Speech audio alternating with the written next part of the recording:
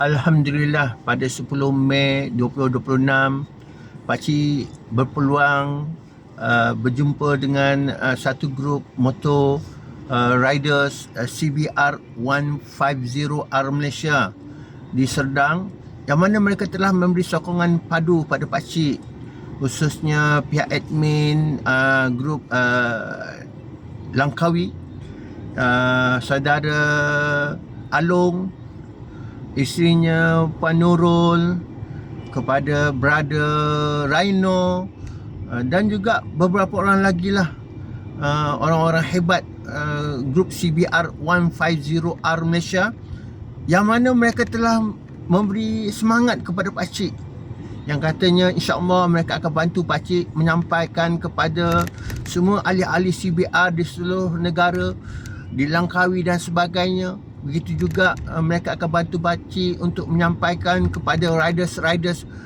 yang lain, kepada atap rider yang menunggang motor riders Kawasaki yang saya tahu pakcik, dan juga ada beberapa grup motorsport, grup kereta, grup Wira, ada beberapa orang lah, grup Answer pun ada juga, yang mana mereka telah tahu akan usaha pakcik di atas petisi yang sedang usahakan. Mereka beri pandangan yang positif kepada pakcik, yang mana sokongan mereka itu sebenarnya memberi kekuatan kepada pakcik untuk terus berjuang, walaupun yang pakcik nampak pergerangan pakcik, peningkatan petisi pakcik tak ramai, sehari ada satu dan tidak berterusan. Apa pun sekali pakcik akan terus berusaha. Mudah-mudahan satu hari nanti pakcik boleh mendapat sokongan daripada ramai masyarakat luar sana, sama ada mereka itu daripada mana-mana NGO ataupun mana-mana grup motorsport ataupun grup riders. Pakcik percaya sekiranya mereka pandang perkara ini merupakan satu kepentingan umum kepada masyarakat, insya-Allah usaha pakcik ini akan mendapat sambutan daripada mereka.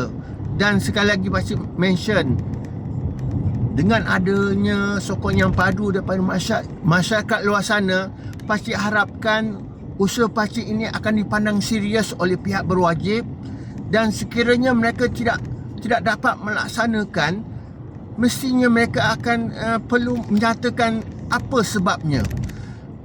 Kerana di belakang pakcik, kalau ada ramai, ada 100,000 contohnya masyarakat yang menyokong petisi pakcik, bermakna pihak berwajib harus memberi reason yang muhasabah kepada mereka, bukan kepada pakcik saja, kepada semua yang menyokong petisi pakcik. Mereka harus menyatakan kenapa mereka tidak dapat melaksanakan, menyediakan, mewartakan undang-undang melarang kenderaan melarang jentera berat seperti BHO untuk tidak boleh berada di lebuh raya di waktu-waktu kemuncak. Kerana usaha pakcik ni bukan untuk diri pakcik, bukan semata-mata untuk diri pakcik seorang, sebaliknya untuk semua masyarakat yang menjadi pengguna di lebuh raya. InsyaAllah, mudah-mudahan usaha pakcik ini satu hari nanti Allah hantarkan bantuan kepada pakcik agar lebih ramai yang menyokong petisi pakcik. Tolong ya. Terima kasih. Assalamualaikum warahmatullahi wabarakatuh.